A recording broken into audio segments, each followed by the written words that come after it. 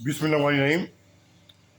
शरीयत असल क्या चीज़ है हैं और जो उसका तस्वुर है और जो उसका तरीक़ है सही, वो हज़रत मौलाना मौसूद साहब रहमतुल्लाह की सोबत से पता चला। उनके मलफूज़ात में मैं अर्ज़ कर रहा हूँ, पढ़ के ज़रा समात फरमाएँ। बिस्मिल्लाहिर्रहमानिर्रहीम। बुज़ुर्ग बनना हो, कुतुब बनना हो, गौस बनना हो, कहीं और जाओ, और इंसान बनना हो तो यहाँ आओ। और फरमाते थे कि पहले आदमी बनो, क्या बुजुर्गी और विलायत ढूंढते फिरते हो, आदमियत सीखो। बुजुर्गी बेचारी तो एक दिन में साथ हो लेती है। मुश्किल चीज़ तो शराफत और शऊर इंसानियत है, शऊर इंसानियत है। गौर तो फरमाई कि हज़रत रहमतुल्लाह अपनी मस्जिद में बार बार क्या ऐलान फरमाते रहे, किस चीज़ पर ज़ोर देते रहे और किन बातों पर तंबीह और मुआखज़ा फरमाते रहे। कैफियत, मुकाशिफात, ज़ौक़ियात, करामत और तसर्रुफ़ात को छोड़िए। एक दर्जे में हज़रत रहमतुल्लाह इनको तो अहमियत देने के लिए मुखालिफ ही रहे।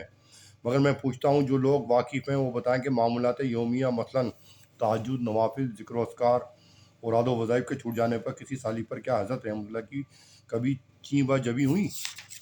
क्या इनके किसी उज़ूर शरई पर मामला छूट जाने से कभी तंबिया मुआखज़ा फरमाया? लेकिन अगर कोई बेउसूल बात करता या बेफ़िक्री का सबूत देता, हुकूक वाजिबा का तर्क और होता मामलात में बद इंतज़ामी बरतता या सलीका और ढंग से काम न करता या किसी की नागवारी का बाइस होता, तो हज़रत रहमतुल्लाह फ़ौरन तेवर बदल लेते, सख्त और तेज़ लहजा बना लेते और फ़ौरन इस्लाह फरमाते।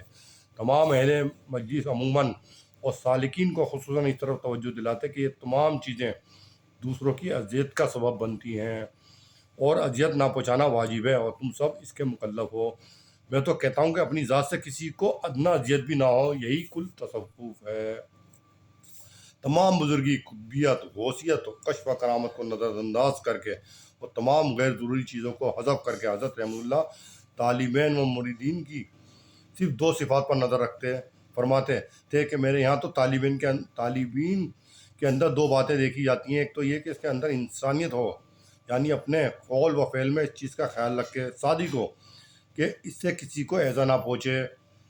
दूसरे में इसकी कोशिश करता हूँ कि सबसे अव्वल ताली पर मकसूद उसके तरीक़ की हकीकत मुनकशिफ हो जाए।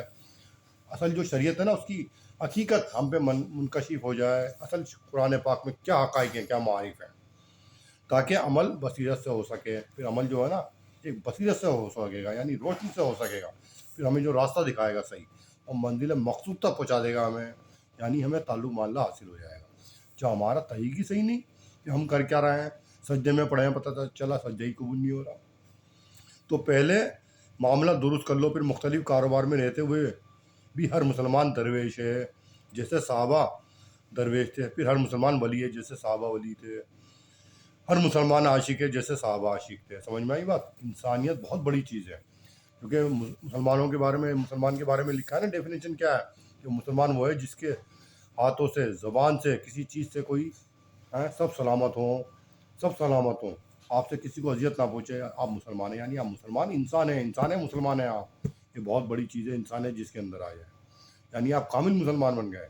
जब कामिल मुसलमान बन गए तो अल्लाह आपसे राज़ी हो गया। समझ में आई ये चीज़ असल? और ज़ालिका फ़ज़लुल्लाह युती मन यशा, अल्लाह ताला जिसको चाहे अपने फ़ज़ल से नवाजें। अल्लाह तबारक ताला तमाम उम्मत मुस्लिमा को, तमाम गैरों को भी हिदायत कामिला अता फ़रमाए और इस नाकारा गन दरगन को भी अमल स्वाले की तौफ़ीक़ आज़ानी से नवाजे। आमीन सुम्मा आमीन। वाक़िर दावाना अनिल हम्दुलिल्लाह।